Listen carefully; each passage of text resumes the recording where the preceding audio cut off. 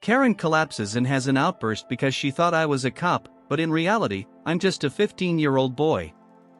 My father and the cop put her in her place completely. At the time, I was a 15-year-old participating in the Police Explorers, a sort of scouts focused on helping young people learn about the police and eventually pursue a career in law enforcement.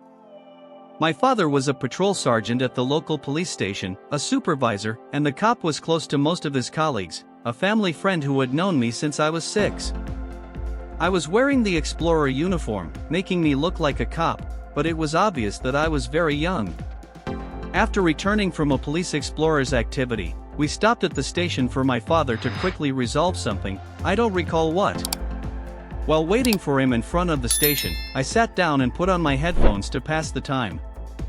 About 3 minutes later, I felt that discomfort you get when someone stares at you for a while. Looking up, there she was, the dreaded Karen, with her exaggerated hairstyle and all. I took off my headphones and stared at her, asking if she needed anything. Karen mocked me, saying that I should have finally stopped using the phone at work. She looks at my name on the uniform and threatens to talk to my supervisor. I was confused because it was evident that I was too young to be a cop. Trying to explain, Karen explodes and tells me not to let her control me.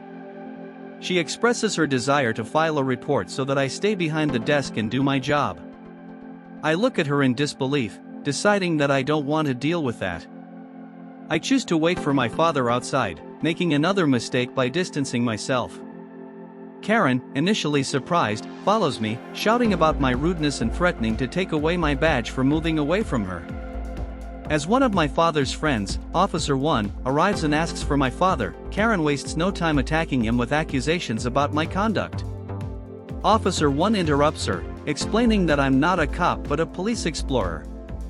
Karen tries to process the information but fails. Instead of understanding, she retorts, saying it doesn't matter, it's my job to help her, as if I should know who she is.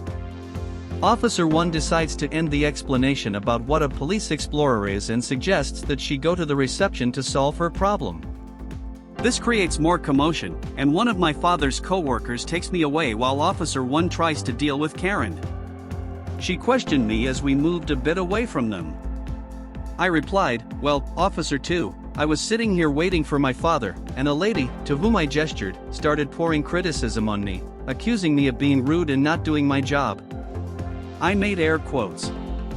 Officer 2 looked at me and then at Karen and then at Officer 1, saying, I'm sure Officer 1 will handle this. Do you want to share your version with his father? I said yes and followed him to the back. About 3 minutes later, my father came out and saw me sitting in the back, waiting for him with Officer 2. He asked, Hey, Officer 2, what is my son doing here? Did something happen? Officer 2 explained that there was a woman in front harassing his son, so he brought him back to wait for him. My father talked to Officer 2 and said he would handle the problem. He went out to inform Officer 1 about the disturbance in front and not to worry about it. A few minutes later, he took me to the front to leave. The woman saw me and my father about to leave and came straight towards us, completely ignoring Officer 1, as if he didn't exist. Karen said, Excuse me, are you her supervisor? My father, literally towering over her, looked down at her and replied, Yes, need something? Karen said, Yes, I would like to have a conversation with you about your officer's attitude. My father looked at me, I nodded to him, indicating that this was the person. My father was about to talk to her, but then Officer 1 appeared in front. Officer 1 said, "OP, come to my office," in a commanding voice. I said, looking a bit worried at my father. Now he said, "Go ahead," and gently pushed me in the direction of the officer. I walked to the officer and entered his office. Karen seemed satisfied, thinking that I was in trouble. So she turned to my father, the officer, while I sat in his office, looking at him confused. "Your father told me what's going on. I didn't want you to have to deal with her. My wife made some cookies. Would you like some?" Of course, I thanked him and took some. We sat in the office for about 2 minutes, then the officer took me to the front. At this point, Karen seemed quite upset, obviously because my father calmed her down. I went to my father, who was talking a bit with Officer 1. Meanwhile, Karen decided to go to the officer and start complaining. The officer interrupted her, telling something about how I was clearly a teenager and not a cop. Even if I were a cop, she was out of line for treating his officers and me the way she did. If she needed something, she would have to go to the reception like everyone else. I'm not sure what happened to her after that because we left the station shortly after. My father talked to Officer 1, and Karen didn't leave. She was the inconvenience. So, outside, there's nothing in this world that will enrage a Karen more than having her headphones on, listening to music, and not responding if they're saying something to you. Regardless of whether you're listening to music or doing something else, or even if you have that job, apparently, the Karen actually said, "Who cares? It's his job to help me. You don't know who I am. Why would anyone in this situation know who this lady is?" For some reason, she doesn't even bother to explain who she is. I mean, if they don't know, maybe she should inform them. One of the stories I heard about this was someone talking to a municipal cop. He said that occasionally, he would encounter someone who demanded, "Don't you know who I am?" His immediate response was to get on the radio and communicate that it was a psychiatric case. After all, the person didn't know who they were. That's definitely the smartest way I've ever heard someone deal with a situation where someone says, "Don't you know who I am?" In this story, it seems like the lady didn't really want help. She just wanted to prove that she could force the operation to do what she wanted. It seemed less about her actually needing help because if she did, she would have accepted the offer promptly and turned to the other officer when he went to get help. But it was more because she was upset and wanted to complicate the operation rather than actually getting help for whatever was happening. As for the situation at 15, technically, someone could be tall enough to look like a cop. I can visualize that happening. However, the operation failed to explain the whole situation of being an explorer. Even when the other officer tried, she didn't want to listen. So, what would you do if you were in that situation? Would you be patient or not, and why? And about the mother taking her kids to the archery range, and everything goes terribly wrong, attending an outdoor range on a skateboard track where there's no on-duty security officer? This is a place commonly frequented by extremely professional and polite people, and most experiences are positive. However, on this occasion, while I was practicing archery, a random kid comes running into the area, right in front of me. I knock the arrow and turn around, encountering a mother and another child casually walking towards the tables behind the shooting range. One of the kids has a children's compound bow, while the other holds a wooden toy recurve bow. Both are between 6 and 12 years old. The conversation went something like this: "Hey, ma'am, I'll need you to control your kids. They can't run into the shooting area when someone is practicing. It's okay for you to be here, just don't shoot if they're in the area. They won't be by your side anyway." The response was, "Don't tell me how to be a mother to my kids. This is their free day, and they begged to come here at this time." I decided to let it go and be patient since I was the only one there. I had been practicing for an hour and just wasn't in the mood to create conflict. I continued watching the older son, whose thin arms could barely handle the extreme 20-pound draw weight of the compound bow. He struggled to draw the bow with his fingers, and I thought about offering my help. "Hey, buddy, I have an extra release in my bag, it will surely help you draw that easier." What I just said, don't tell my kids what to do. Wow, he's obviously struggling. I also didn't want to take a shot, and he's very close to that too. If you try to talk to my kids again, I'll call the police. So, I should have left, but I love archery too much, and it was a beautiful day. The kid gives up, I stop paying attention to them, and I continue with my business. About 5 minutes later, I'm about to lower my bow when something flies past my face, maybe 1.5 meters away. I turn around and see the lady's son running behind the shooting range shooting arrows at each other. "Lady, not only did your kids almost shoot me, but if a ranger passes by and sees this, you'll face a hefty fine.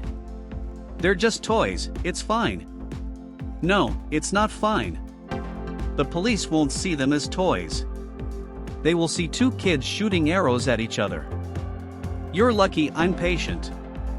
I'm done with you. I'll call the police.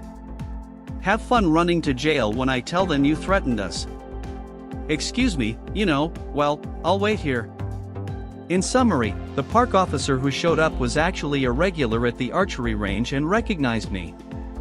Fortunately, we both gave statements, and the woman ended up being banned from the site. Additionally, she was fined for not having a license to be there. I can't believe this lady doesn't understand that these weapons are deadly. She calls them toys, but she probably wouldn't be very happy if someone shot one of them. Someone in response to this included a story about their own range, where they allow arms and bows. They had an incident where a child took an arrow in the neck, and the mother sued the archer, winning the case and receiving compensation for the child's therapy. I doubt he will ever oversee an arrow piercing a kid's neck. He also shared that he almost took a shot from a kid handling a rifle. The rifle fell when the kid was pushed, almost hitting his chest. The account highlights the seriousness of these situations and the need for caution when dealing with weapons, regardless of age. If you've ever been in a situation like this, share below and explain if you acted with patience or not, and why. I am a 21-year-old woman, and I suffered a very serious car accident about 3 years ago. A drunk driver ran a red light, cut off a truck that collided with me, resulting in a collision with two different cars and finally into an embankment. My car was mangled, my leg was crushed and had to be amputated. Additionally, I lost some fingers, the tip of one, and the whole of another. I have a gnarled scar, but I am learning to cope with them. I received different insurance payments and some money for pain and suffering. My medical bills were paid, and with my money, I bought a custom-made leg to replace the one I lost. When I'm wearing pants and shoes, it's hardly noticeable unless you're really looking for it. I still limp on some days, but there are days when I don't limp as much. This morning, I went to a store with my boyfriend, my sister, her girlfriend, and our mother. I drove. I had to learn to drive with my left foot, but I'm very good at it now. I also bought a new car with my money. I had to go through a lot of therapy to overcome my PTSD, but I am progressing well. I drove to the store, and due to my injuries, I have chronic pain in my neck and back, along with some lung issues since I was intubated in an induced coma, leading to pneumonia. I have a disability plate on my car and find it challenging to walk without getting tired. Parking near the door really helps. Today, unknowingly, I occupied a spot that someone was circling to get. The man, who was looking for a covered space, lost the spot I took. I got out of the car, and he was still in another aisle when I parked, so I didn't interrupt him. He ordered me to move my car and was encouraging me to leave. This has happened before, and once the police were called, I'm tired of people thinking that just because I'm young, I don't have a legitimate need for a bit more consideration. I said okay, went to the car, and got in like I was leaving. I was wearing a skirt and leggings, so it wasn't very obvious at first. But when I sat down, I took off my leg and showed it to the man, including my stump. I asked him if it would still be okay if I parked there. He just walked away, calling me disgusting and rude, saying that I could have just told him. I made it seem stupid. My group was embarrassed and said I made things weird because there was a crowd. So, am I the idiot for taking off my leg and making someone look foolish and feel uncomfortable? I don't think so. If someone questions parking in a disabled spot again, even if it seems like they don't deserve to be there, I won't hesitate to clarify. As for the man's friends, it doesn't matter if they're embarrassed. The operation should do absolutely everything it deems necessary when it comes to a situation where they question your validity to park in the designated space. It's not like I hurt the man or did something really crazy. I just showed him that my leg is a prosthesis. It seems like the friends need more empathy in such situations and put their feelings above their own embarrassment. Let me know what you would do if you were in this situation and if you think I acted inappropriately or not, and why. Thank you for sticking with us until the end of this emotional video on our StoryTime channel. I hope you enjoyed the story. Don't forget to share with friends and family, subscribe to the channel, leave a like, and activate the notification bell so you don't miss any incredible content we're preparing for you. Until the next story.